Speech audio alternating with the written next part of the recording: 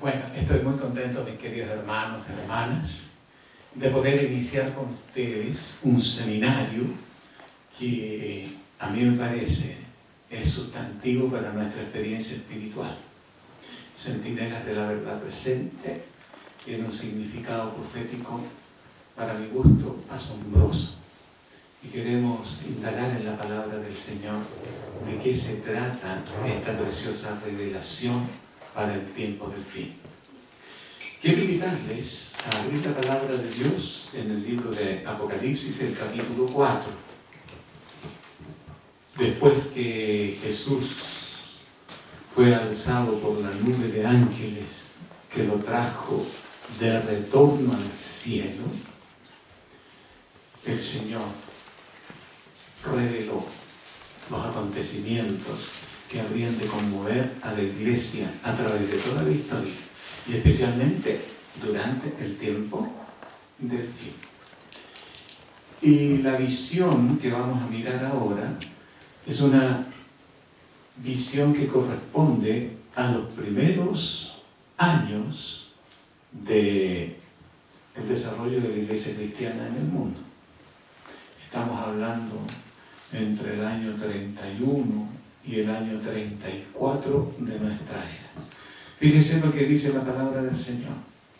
Apocalipsis capítulo 4, verso 1. Dice que Juan vio una puerta abierta en el cielo. Verso 2 agrega que en el cielo Juan vio un trono de gloria, precioso, maravilloso. Apocalipsis 20:11 dice que ese trono de gloria era blanco, un gran trono blanco.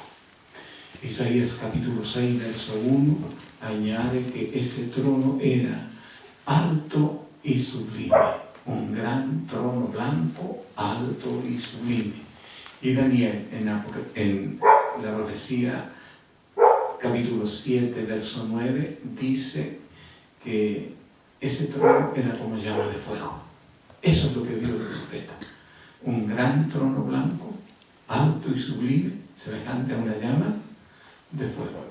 Y en ese trono se sienta Dios, el Señor Dios Todopoderoso, de quienes los seres celestiales declaran, Apocalipsis capítulo 4, verso 8, Santo, santo, santo es el Señor Dios Todopoderoso, el que era, el que es y el que ha de ser. Queridos, observen que delante de este trono arden 7 lámparas de fuego. Verso 5. Apocalipsis 4, 5. Y del trono salían relámpagos, truenos y voces. Y delante del trono ardían 7 lámparas de fuego, las cuales son los 7 espíritus de Dios. A la verdad que el Espíritu Santo es uno, pero esto es una figura del Espíritu Santo. 7 lámparas de fuego. En el Pentecostés no fueron 7 llamas de fuego, fueron más de un centenar de llamas que se repartió entre los apóstoles y seguidores del Señor. Otras veces el Espíritu aparece representado como un río de agua viva, otras veces como una paloma. Quiero que ustedes perciban el hecho de que el Espíritu Santo no son 7 lámparas, es una figura del Espíritu Santo.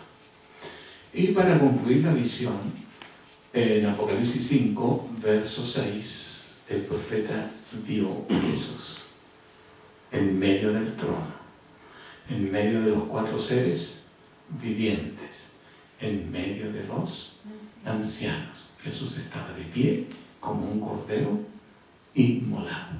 Esta es la visión más sorprendente y asombrosa acerca de la revelación de la naturaleza de Dios. Vamos a concentrarnos en una de estas figuras, en la figura de las 7 lámparas de fuego. Las 7 lámparas de fuego representan al Santo Consolador. Al Santo Consolador. Y si ustedes miran el ritual, la copia, en Éxodo, capítulo 25, verso 31 al 39, aquí se describe el ritual de las 7 lámparas de fuego. Dice aquí, en Éxodo 25, 31 al 39, que Dios le encomendó a Moisés confeccionar un candelabro de oro, con una caña central que sería la base de toda esta estructura. Y saldrían de esta caña central 3 brazos a la derecha y 3 brazos hacia la izquierda, conformando entonces un candelabro con 7 lámparas. Esto es copia de lo que vio Juan en el santuario celestial. El Espíritu de Dios está representado por 7 lámparas de fuego. Esto significa entonces que existen, aparte del Espíritu Santo, que es la caña central de todo este hermoso andamiaje profético, aparte de esa caña central que representa al Santo Consolador, el Espíritu Santo ilumina a toda criatura con 6 agentes más. 6 agentes más que representan al Espíritu Santo, que no son el Espíritu Santo, pero que en su acción, en su gestión, es como que si fuera el Espíritu Santo. Son agentes que representan al Santo Consolador. ¿Cuáles son esas 6 lámparas restantes? Porque recuerde que todas estas lámparas tienen como fundamento esta estructura central, esta caña central donde se apoyan, donde nacen. Ya sabemos que la caña central representa al Santo Consolador, de tal manera que estos 6 agentes son representantes del Espíritu. ¿Cuáles son? En 2 de Pedro, capítulo 1, verso 19, se habla de la primera lámpara, de estas 6. Dice, tenemos también la palabra profética más segura, a la cual hacemos bien el estar atentos como a una antorcha que alumbra en lugar oscuro. ¿A qué se compara la palabra profética más segura? A una antorcha que alumbra en lugar oscuro. ¿Quieren repetir conmigo? ¿A qué se compara? A una antorcha que alumbra en lugar oscuro. Una antorcha. Y esta palabra fue escrita por instrumentos de Dios. Dice el verso 20, entendiendo primero esto, que ninguna profecía de la Escritura es de interpretación privada, porque los santos hombres de Dios hablaron siendo inspirados por el Espíritu Santo, de tal manera que la palabra del Señor son argumentos del Espíritu Santo, inspirados por el Espíritu Santo. Los agentes, los seres humanos que escribieron esta palabra, solo fueron instrumentos en las manos del Señor. Usted tiene la Biblia en su mano y ahí tiene el mensaje del Espíritu Santo para su vida. Usted no necesita encontrarse con el Espíritu Santo personalmente. Está frente a la palabra, al representante del Santo Consolador. Y nuestra actitud debiera ser, con referencia a la Santa Biblia, como que estuviéramos en presencia del Espíritu Santo. El Espíritu Santo habla a través de su palabra. Pero este no es el único instrumento. La Biblia dice del Espíritu Santo, de la palabra de Dios, que la palabra de Dios es viva y eficaz. Y hace la misma tarea que el Espíritu, útil para redarguir, para corregir, para instruir en justicia. Todo eso lo hace el Espíritu Santo. Pero también lo hace la Santa Palabra. De tal manera que el Espíritu de Dios ha actuado durante esta época final de la historia a través de millones de textos de la palabra del Señor. Una segunda lámpara a través de la cual nos habla el Espíritu Santo está representada en Proverbios capítulo 6, verso 23. Aquí se dice que el mandamiento es lámpara. Es evidente, porque los mandamientos también son vivos y eficaces, útiles para corregirnos, instruirnos. El Espíritu de Dios nos habla a través de sus santos mandamientos.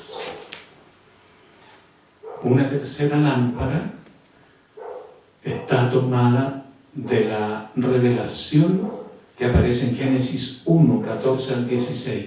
Dios creó la naturaleza y la naturaleza alumbra como un sol resplandeciente, como la luna o como las estrellas.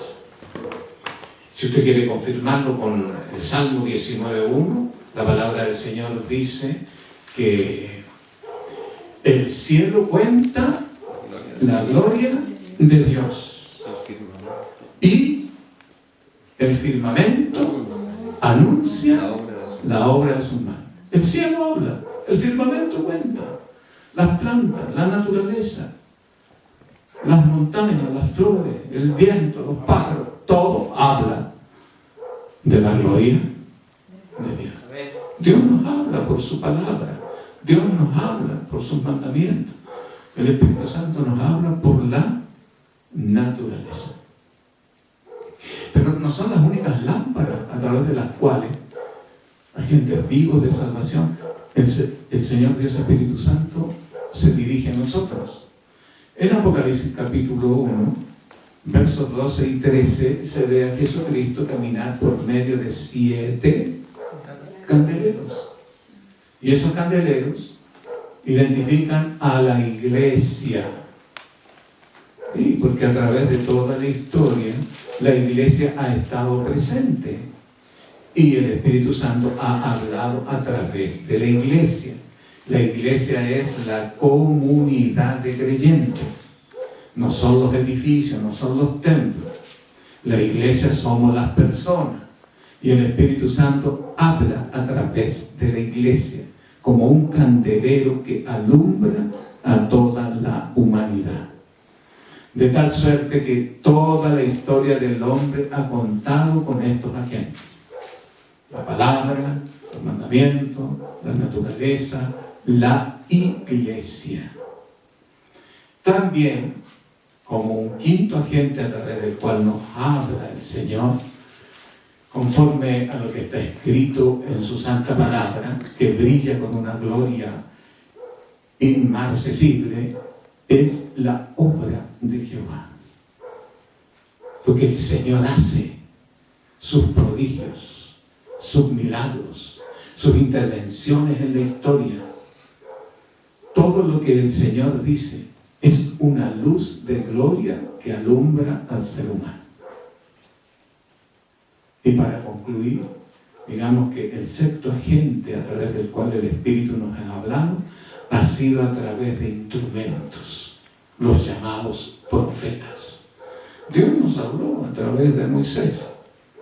El Espíritu Santo nos habló a través de Enoc, a través de Noé, a través de Jacob, de José, etc.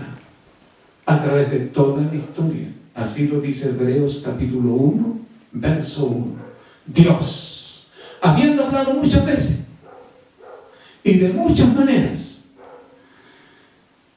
por medio de los profetas, en otro tiempo a nuestros padres, hoy día nos habla por medio de Jesucristo. Pero no es el único agente. También nos habla por medio de los ángeles. Dios nos habla a veces a través de un mensaje escrito, otras veces por un mensaje audible, otras veces a través de un niño, una carta. Son incontables los medios que el Espíritu Santo usa para alumbrar a la familia humana. Le damos gloria a Dios. Amén. Porque a través de alguno de estos métodos del Señor, querido hermano, estimada hermana, le habló a tu corazón. Amén. Yo no sé si en tu experiencia fue la palabra a través de la cual Dios te habló, o fue la naturaleza, o fueron los mandamientos lo que llamaron tu atención, o Dios te habló a través de un niño, a través de un mensaje. Cada uno conoce su propia experiencia. Lo importante es que el Señor usa diferentes métodos para dirigirse a nuestro corazón. Cornelio escuchó un ángel. Pablo oyó la voz de Jesucristo. Bernabé habló con el Espíritu de Dios, etc.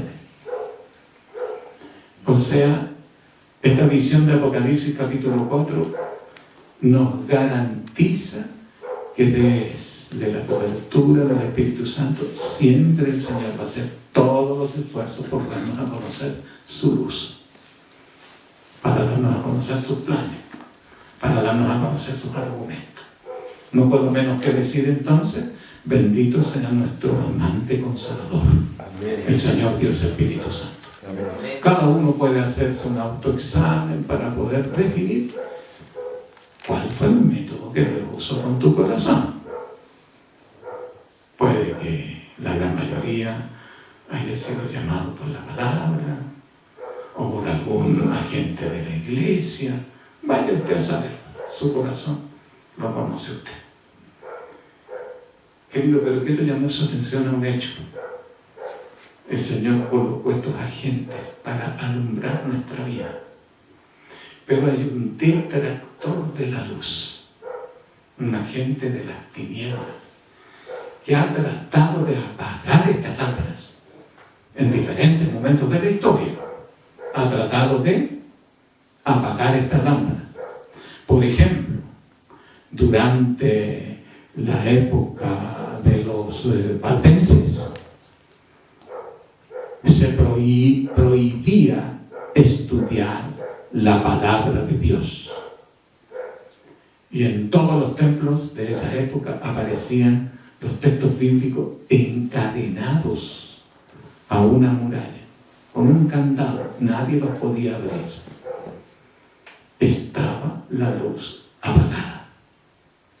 Y por cierto, muchas conciencias dejaron de ser alumbradas por este instrumento vivo, la Santa Biblia.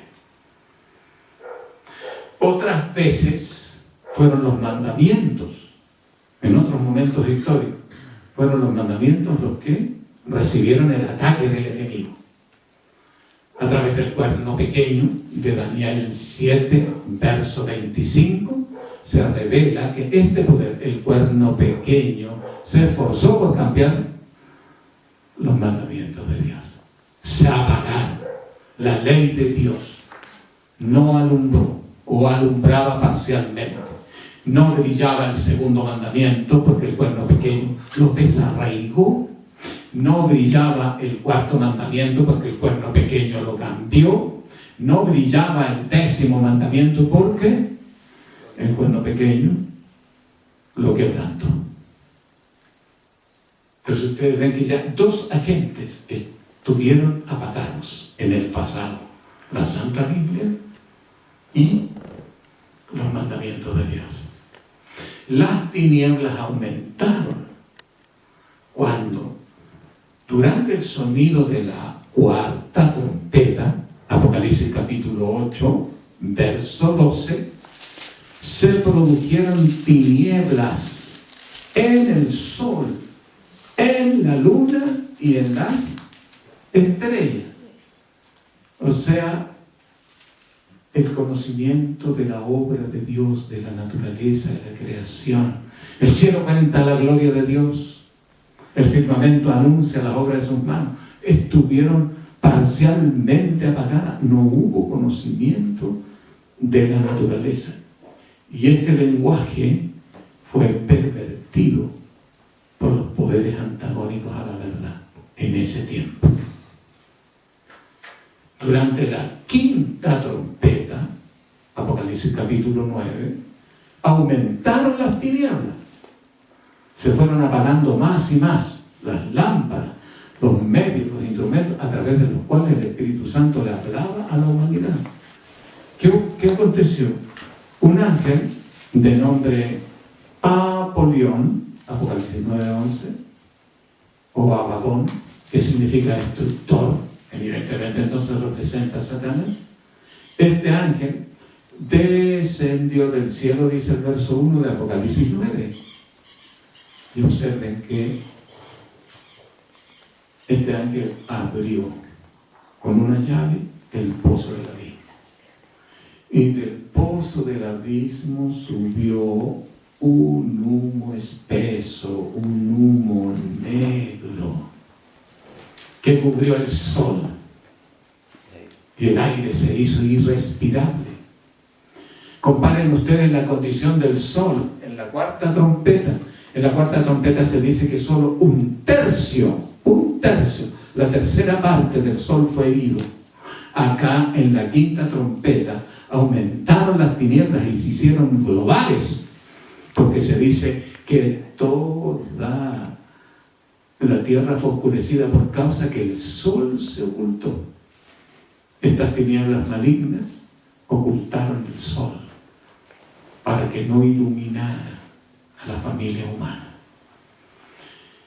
Y el humo enrareció el aire y, por supuesto, endureció las conciencias. La figura es impresionante porque cuando la persona está sometida a un ambiente de humo, simplemente cae desmayada al suelo, inconsciente. Y fue eso lo que logró Satanás. En ese tiempo consiguió que la humanidad se volviera inconsciente a las realidades celestiales.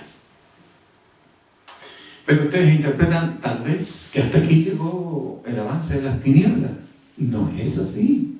En la sexta trompeta siguió la misma historia, porque en la sexta trompeta se denuncia un poder, a partir del verso 17, Apocalipsis capítulo 9, verso 17, de un poder en la siguiente figura: caballos con cabezas de leones y colas de serpiente arrojaban de su boca, de sus fauces, fuego, humo y azufre. Observen que los caballos arrojaban humo. O sea, si en la cuarta trompeta hubo tinieblas porque se hirió la tercera parte del sol, de la luna y las estrellas, en la quinta trompeta fue peor porque se ocultó todo el sol. Y si se oculta el sol, tampoco la luna refleja la luz del sol. Se podría decir que ese hubiera sido un momento máximo, cúlmine del avance de las tinieblas, pero no es así. Aunque todo el mundo está oscurecido, vienen estos caballos con colas de serpientes y cabezas de leones, arrojan humo, o sea, arrojan más tinieblas sobre el ambiente espiritual.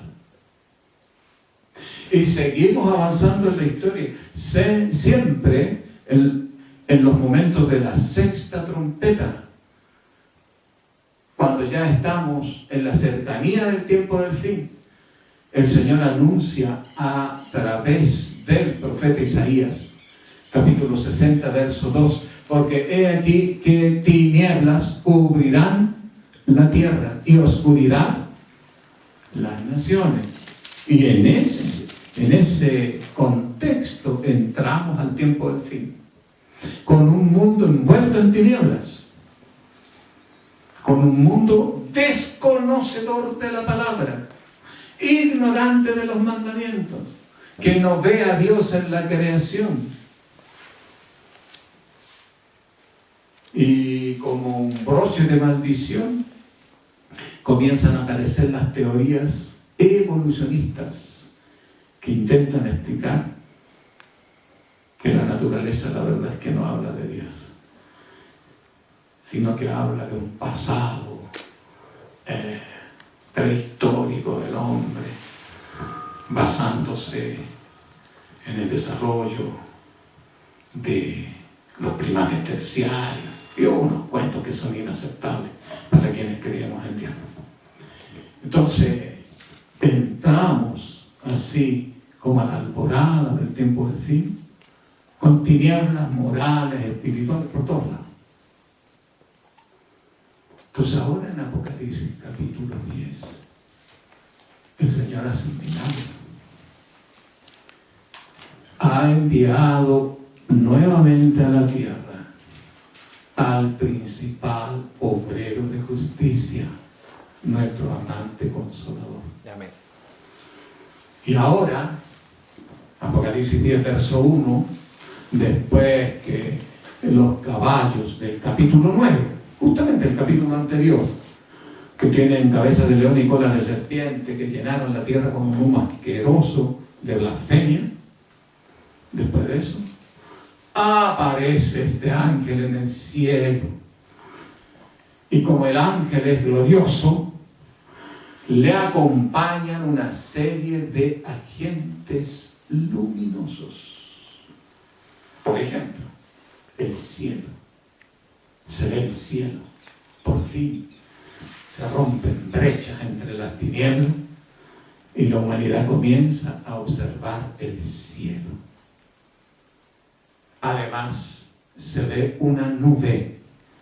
Y conforme a lo que dice Apocalipsis 14, verso 14, esta nube es una nube blanca, cuya luminosidad contrasta con estas tinieblas que rodean al mundo. Y se ve otra señal luminosa, aparte del cielo y de la nube blanca. Se ve un arco iris de gloria, que también es luminoso. Se ve al mismo Consolador, que está rodeado de gloria. Se ve su rostro como el sol, sus pies como columnas de fuego, que también es luminoso. Entonces, usted aprecia en esta figura que se inicia entonces un combate final entre la luz y las tinieblas. Es el Espíritu Santo entonces que consigue hacer retroceder las tinieblas morales y espirituales. Pero el Espíritu, para hacer retroceder las tinieblas morales y espirituales, podría haber recurrido a todos los ángeles del cielo y haberles dado la consigna: iluminen al mundo, hagan retroceder las tinieblas. Perfectamente podría haber sido así. O el mismo Espíritu podría haberse afanado en forma exclusiva a hacer retroceder las tinieblas satánicas que envolvieron o que envuelven al mundo. Pero el Señor quiso contar con alguien más. Quiso contar con la iglesia y darle esta tarea. Porque el Señor Jesucristo, en el capítulo 5, los versículos 14 al 16, le dijo a la iglesia: ustedes son la luz del mundo. Y le dijo esto: una luz no se coloca dentro de una luz, una caja. No se coloca debajo de la cama. Una lámpara, ¿dónde se pone? En un lugar alto, para que alumbre a todos los que están en la casa. Entonces, para hacer una realidad esa proclamación de Jesucristo en torno a su iglesia, que nosotros somos la luz del mundo, el Señor vino, el Señor Dios Espíritu Santo vino con una luz especial para nosotros. Porque esta visión de Apocalipsis 10 para adelante es una visión de carácter escatológico. Trajo una luz para regalársela a la iglesia. Y esa luz fue representada por el verso 2. El ángel traía en su mano un librito abierto. Y es evidente por todo el contexto histórico y profético que este librito era la profecía del libro de Daniel. Y que sería seguido por las revelaciones del libro del Apocalipsis. Ese fue el regalo que el Señor le hizo a la iglesia. Trajo un libro abierto, el libro profético de Daniel y Apocalipsis.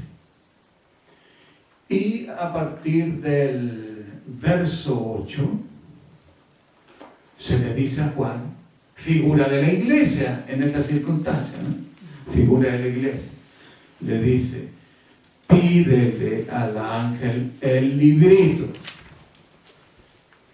Esta no es una revelación automática. Si usted quiere saber de la revelación, hay que pedírsela al Espíritu Santo.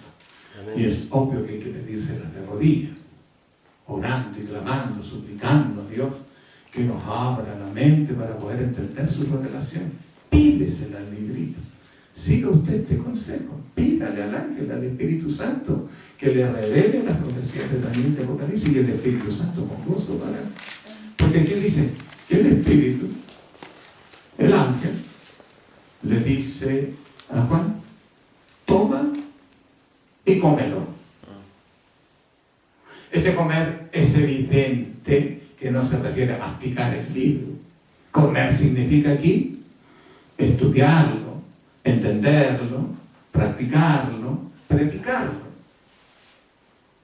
Y le advierte, esta revelación profética del tiempo del fin, o si quiere usted, este librito. Pero en el fondo el libro contiene las revelaciones proféticas para el tiempo del fin. Esta revelación profética para el tiempo del fin tiene dos características. Tiene revelaciones muy dulces, dulces como la miel. Pero hay otras que son amargas. Bueno, usted puede elegir hoy día en su presente qué revelaciones les gustaría disfrutar, si las dulces o las amargas. Mi propuesta es que estudiemos las dos. Amén. Las dulces y las amargas. ¿Por qué nos vamos a quedar solo con las dulces? Sería nefasto para la iglesia ignorar lo que las revelaciones de Dios anuncian para el pueblo del Señor. Lo mismo que sería nefasto que solo nos quedáramos con un espíritu negativo y viéramos solamente lo feo, lo pesimistas, lo negativo. Aquí el Señor en su sabiduría nos advirtió. Daniel y Apocalipsis tienen revelaciones que son dulces y tienen revelaciones que son amargas. Para ambas tenemos que estar preparados para la gloria de Dios. Entonces, mis queridos hermanos, en este contexto aparece la luz de la verdad presente. Amén. Porque la luz de la verdad presente es un destello de gloria de las revelaciones del Espíritu Santo para nosotros, para nuestro tiempo. Y como ustedes pudieron apreciar, que el avance de las tinieblas fue paulatino. Entró con un tercio del sol, hasta ocultar totalmente el sol, y continuar con blasfemia tenebrosa después que el sol estaba apagado, hasta que toda la tierra estuvo envuelta en tinieblas. Es decir, comenzó de un tercio a un total. Quiere decir que las tinieblas avanzaron en forma paulatina. Así también la luz. Era menester que fuera revelada a la iglesia en forma paulatina. Porque es tanto el contenido que conlleva la luz de la verdad presente que sería imposible para una persona poder entender todo el bosque, poder visualizar toda la montaña con el bosque, si está contemplando solo un árbol. La luz de la revelación de la verdad presente es compleja, es amplia, es absoluta, y necesitamos mirar todo el bosque para poder entender esta revelación. Queridos, el Señor ha venido aumentando la luz de la revelación profética. Amén. Hay varios símbolos que nos van mostrando esta figura. Por ejemplo, hacia el año 1844, porque esta parábola que vamos a mencionar está en Mateo 25, verso 1, la parábola de las 10 vírgenes, tuvo su mayor cumplimiento en el año 1844. No podemos detenernos ahora a comprobar ese acerto, pero la idea es que esa parábola el Señor la presentó para la generación de esa época. Y dice que 10 vírgenes 5 de ellas eran prudentes y las otras 5 eran insensatas. Tenían lámparas. Mire el proyecto de Dios. Le entregó lámparas a 10 vírgenes. ¿Con qué propósito? Obvio, con el propósito de alumbrar a la familia humana, especialmente en la cercanía de las bodas del Cordero, con un mensaje único, típico, propio. Aquí viene el esposo. Salida, recibir. Mateo 25:6. ¿Y qué le pasó a estas vírgenes con la luz? Querido, aquí dice que las lámparas se apagaron. Se les apagaron.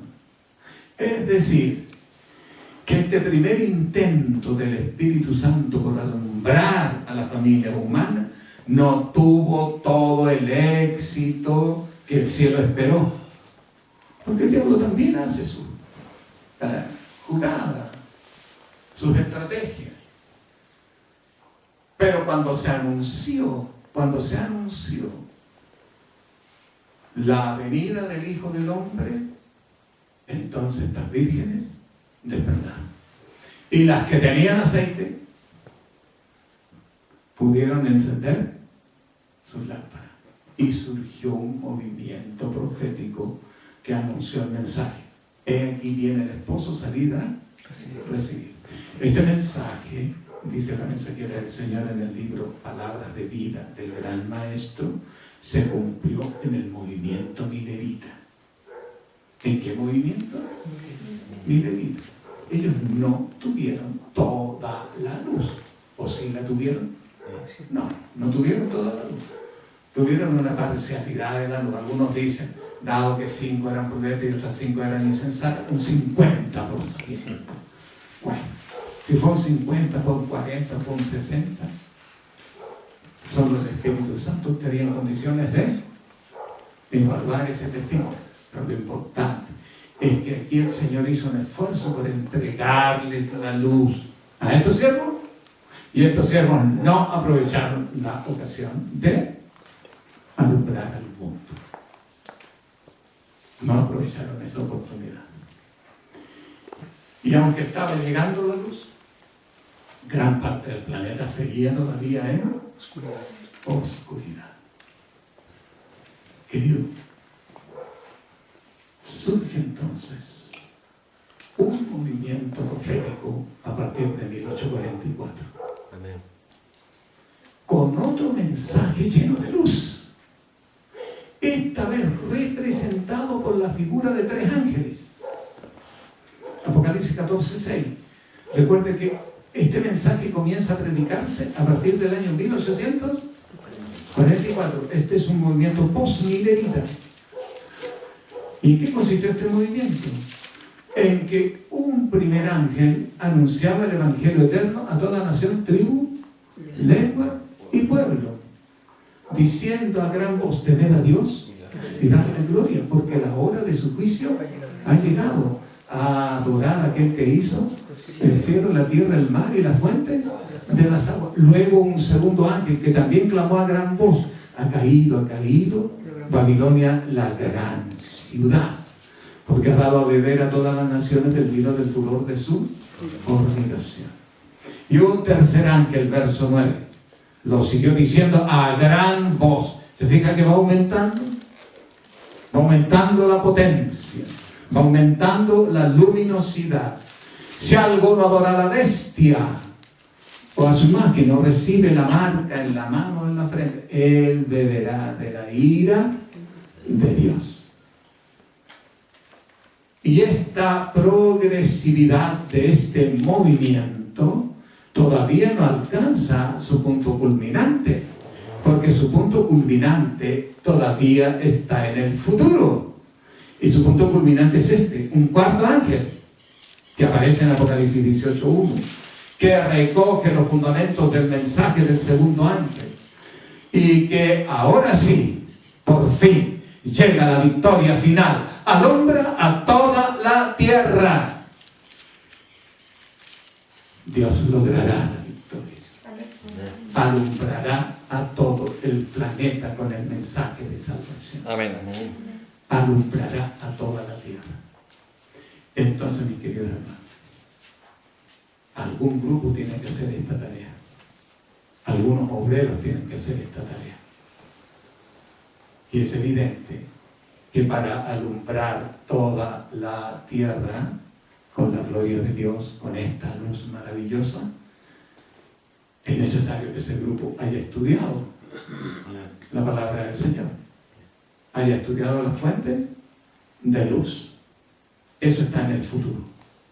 Mientras tanto, que se predica el Evangelio eterno a toda nación, cuyo movimiento comenzó en el año 1844, debía surgir. Mientras tanto, llegamos a la figura del cuarto ángel de Apocalipsis 18, debía surgir una iglesia, la cual tendría como responsabilidad tomar estos mensajes, tanto los mensajes de las 10 vírgenes como el mensaje de los 3 ángeles. Esta iglesia debería tomar esos mensajes y añadir los siguientes. Leamos primero la figura. Apocalipsis 12, verso 1, año 1863. Apareció en el cielo una gran señal. ¿Dónde apareció? En el cielo. Una gran señal. ¿En qué consiste esta señal? Aquí dice claramente que se verá en el cielo a una mujer vestida de sol, muy alumbrada ella, con la luna debajo de los pies, o sea, con el camino bien clarito, bien resplandeciente, con una corona de gloria en su cabeza que deslumbre a todas las naciones, y un mensaje especial, el mensaje de las 12 estrellas. Amén. Todo esto en un proceso creciendo, para que llegado el momento puedan unirse las 12 estrellas con la gloria del ángel de Apocalipsis 18. Este ángel, por cierto, no es un ángel como el que liberó a Pedro de la cárcel, o que le explicó a Daniel la profecía. Este ángel es un movimiento profético, que todavía no está en la historia, porque este ángel necesita toda la luz. ¿Qué necesita este ángel? Toda la luz. Y lamentablemente, hasta esta altura del conflicto, esta mujer, la iglesia, tiene el sol, tiene la luna, tiene la corona, pero le faltan las 12 estrellas, es decir, los mensajes que debieran explicarse en forma especial durante el tiempo del fin. La Biblia dice que eso se va a conseguir, porque finalmente la tierra va a ser alumbrada con la gloria de Dios, que contempla toda la visión.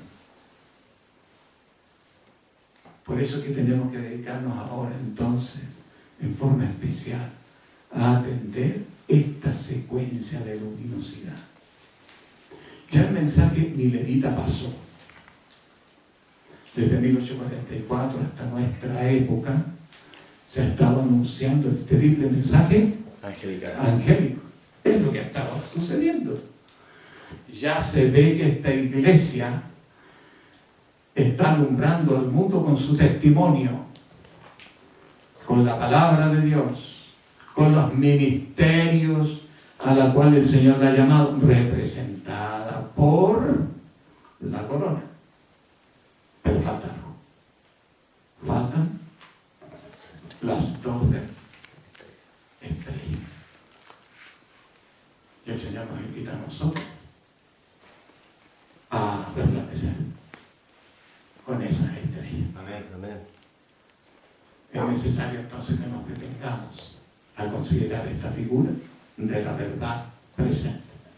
La verdad presente está representada por estas 12 Usted comprende, cuando la iglesia predique el Evangelio por testimonio, representado por la vestidura de sol, basada en la palabra, representada por la figura de la luna, a través de los diferentes ministerios, representados por la corona, y le añadimos los mensajes exclusivos para el tiempo del fin, es decir, este es un mensaje que no podría ser detenido ahora por el diablo. Amén.